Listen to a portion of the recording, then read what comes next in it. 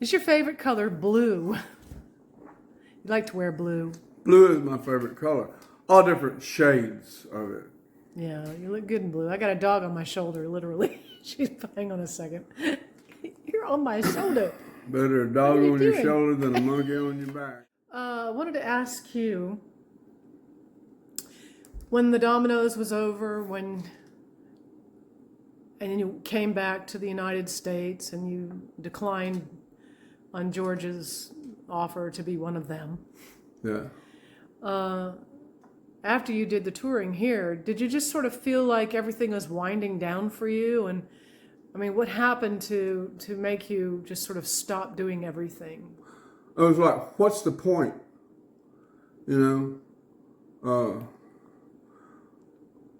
I remember being in my mom's pizza parlor / beer joint, and disco was happening. She had a great jukebox in her place. I mean, real, you know, real R&B, real rock and roll, real country music. And I mean, that's my roots, you know. And I thought that one day I just went, what is the point of all this, you know? I got out here and had fun. I spent a whole lot of money getting a band together and buying all the equipment and building a PA and then going on playing on the road just for no reason except to play, you know, and it met no good end, you know.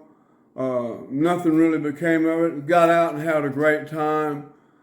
It beat the hell out of sitting around in England twiddling my thumbs, you know, doing nothing, you know, waiting on somebody to recover. You know, and the wait was over, and no, it felt really good doing that. But then it was like, why am I doing this? You know, just kind of like beating my head against the wall. You know, the music that's out there being played now, there's nothing I would even come near. You know, I wouldn't even pretend to be a part of anything like that. It was so nonsensical. And it's time for me to withdraw, and that's what I did, you know. And I pulled the plug on playing and doing anything for a whole time. I was pretty much in right before, and then when I wound up in Mississippi on my farm, I pretty much pulled the plug on it, and I built my studio just for myself, you know, just to have it. And it was a beautiful place.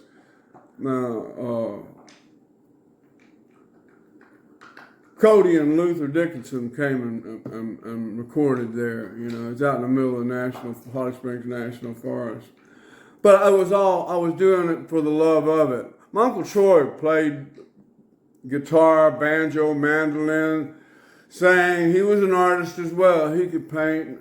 And he told me one time, one of the last times I saw him up in Oklahoma on his place, I had 20 acres on the corner of his place out there, and I stopped by to see him, and one of my trips, I'll always stop and see him, one of the trips across the United States, many times driving, and he said, you know, he was wanting to trade guitar cases with me.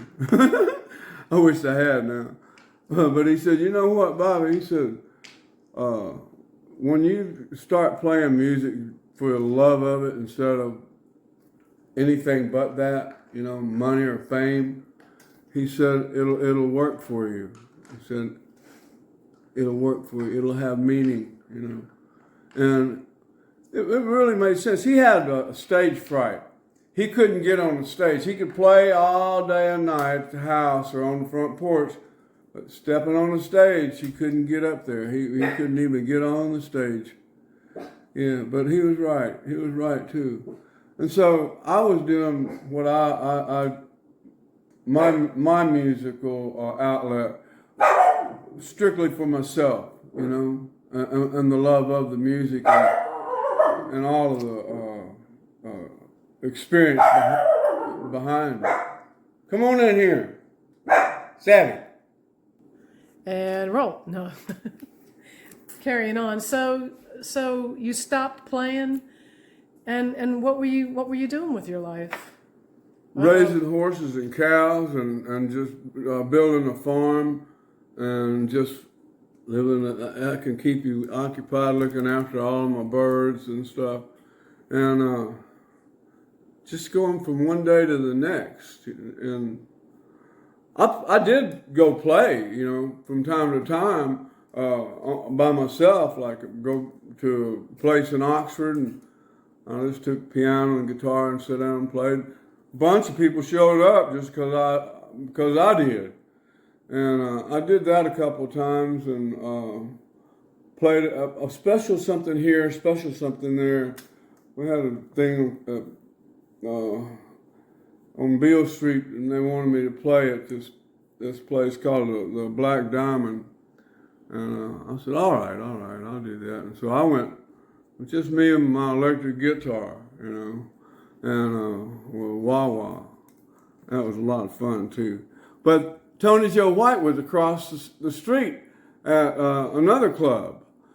And so I said, that ain't right. And so I said, find out how much it is that they're paying him and pay him more and get him to come in here and be with us. I don't want to be in competition with my friend. And so he left that place across the street and came and played, did the set with me. It was great. It was just him and a drummer.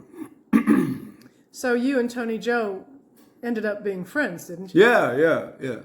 Did you work together? No. Our paths were always crossing because he played this place as well, Proud Larry's in Oxford, and they had a couple of music venues, and my farm was like 18 miles from Oxford, 15 miles from Holly Springs, and about 3 miles back up a gravel road. So, it was a good time. I enjoyed my time together with myself, and my animals, and and people would come out from time to time, and I really just built a studio to do a record in, my album. And you did My Time. Yeah, My Time. Excuse me. Yeah, It's About Time. Yeah, at that studio. Yeah, sure enough. And they ended up giving you the record back.